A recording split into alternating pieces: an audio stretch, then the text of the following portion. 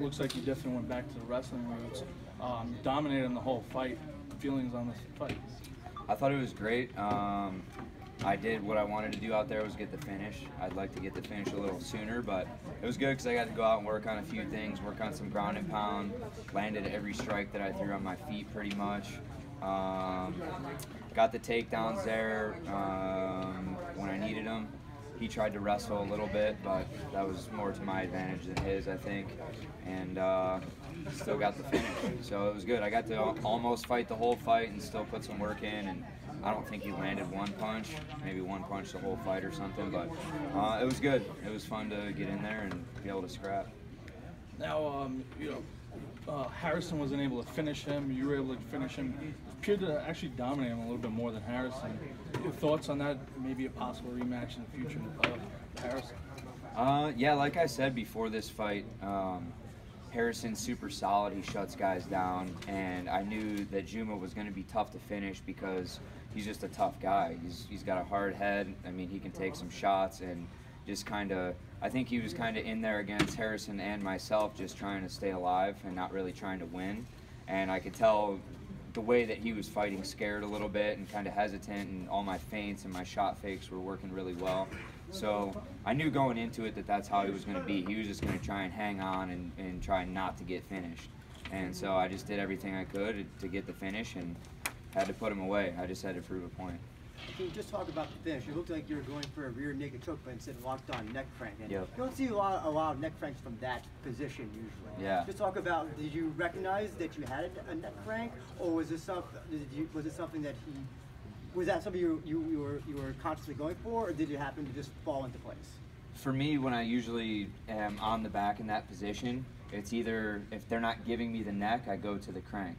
And I only use one hook in at a time so they can't spin into me. A lot of guys will just throw both hooks in, go for the neck crank, and then the guy just spins on them. But he can't spin that way because I have the opposite leg in and I'm turning the head the opposite way as the leg that I have in.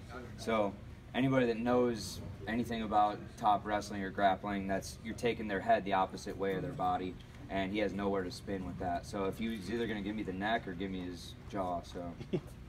With the next one being 2 fights in one night, does that change your approach any?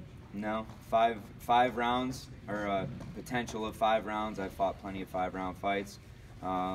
It's 2 different opponents, but I'm focused on the first fight, whoever the first fight's going to be, depending on how they do all the criteria for the rankings, how Ray and Carlos were just talking about how the breakdown goes. So it doesn't matter who it is. I still have to go out there one fight at a time and get the win. Do you think they will match you with Harrison? Not in the quarters. I don't think so. I think it'll be set up because he's not going to be 7. So even if the criteria goes a certain way, I doubt he'll be as low as 7. So we'll see, because 2 and 7 are most likely quarters if they do it how regular brackets are done. So we'll see. So you're expecting to see him in the finals? Semis. Okay, semis. Yeah, if he's 7. So we'll see. I recall you saying that you were very thrilled when your first opponent decided to wrestle with you. You must have been very happy when Juma decided to do it as well. I don't know why they do it, but it's good. It's good for me. So, I mean, it's fighting though. People may have confidence in their ground game or their grappling, and you have to go for it. You have to have that confidence going into a fight. So I applaud him for trying to wrestle me, but nobody's going to beat me in the wrestling game or the grappling game. So. Now you got your points, your seed. How are you feeling emotionally now that you're guaranteed a playoff spot?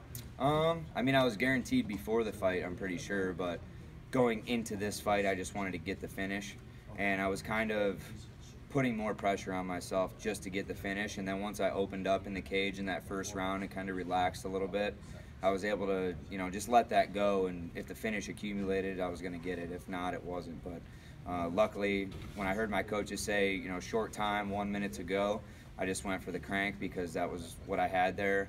And he was actually in my gloves the whole fight. And the ref did a good job of getting him out of my gloves and getting his fingers out of there. And then once he got his fingers out of there in the neck crank position, I was able to get it and sink it in a little bit. But he was just trying to survive in there. He wasn't trying to win the fight. He was trying not to get finished. Now, postseason, you have to win 2 fights in one night. What's your mindset going into it? Just win the first fight.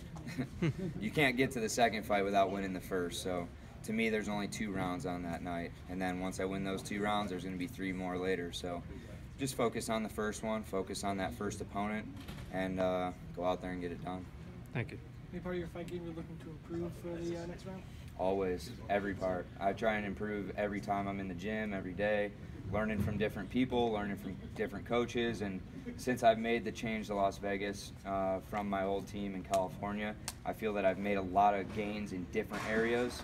My transition game from my fit-ins to my takedowns, my grappling, my ground and pound, a lot of things have improved already, and it's only going to get better because we have 11 weeks until the quarters start. Is the gap from here to October, is that going to be a problem at all, or?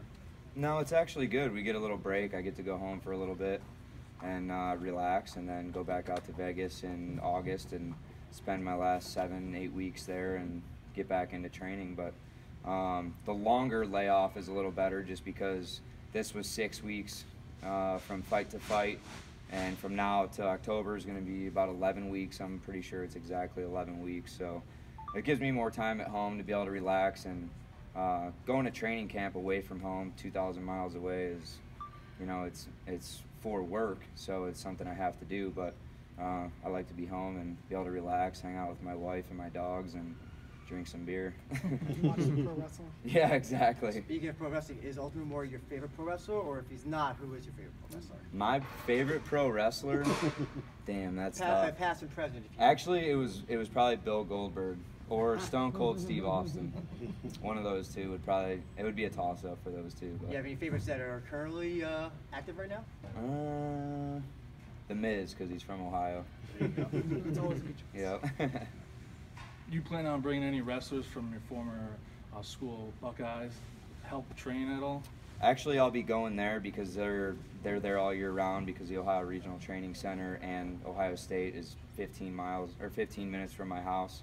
So anytime I'm home, I go in there and work out with those guys. But during camp, everybody that I train with is at Extreme Couture and at 10th Planet. So we go back and forth between those two places and get our training in. And we have a great system going on right now, and I'm really happy with what we're doing there.